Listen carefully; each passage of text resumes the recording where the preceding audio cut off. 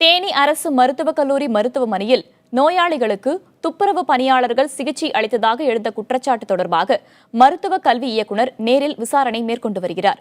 இதுகுறித்த கூடுதல் தகவல்களை நமது தேனி செய்தியாளர் பாலாஜியிடம் கேட்கலாம். பாலாஜி, மருத்துவ கல்வி இயக்குநர் யார் யாரிடலாம் விசாரணையை மேற்கொண்டு வராரு?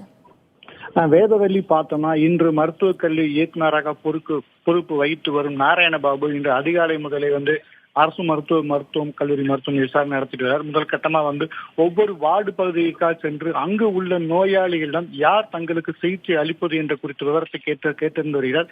பின்னர் இந்த மருத்துவம் பார்த்ததாக கூறப்படும் அந்த துப்புரவு பணியாளரிடமும் விசாரணை நடத்தி வருகிறார். மேலும் அங்குள்ள செவிலியர்களிடம் இது குறித்து முறையான யார் எந்தெந்த செவிலியர் அந்த பணியில் இருந்தார்கள், எத்தனை வருடங்களமாக நடந்துகிட்டு என்று விசாரணை நடத்தினார்.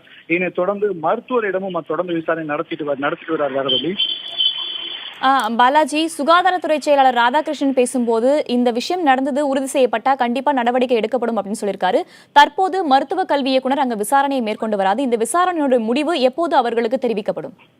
அதாவது பார்த்தோன்னா, இந்த சம்பவத்தின் குறித்து விரிவான விசாரணை நடத்ததா தமிழக அரசு உத்தரவிட்டிருந்தது. அதன் அடிப்படையில முதல் கட்டமாக 5 மருத்துவர் கொண்ட குழு ஆய்வு நடத்தினாங்க.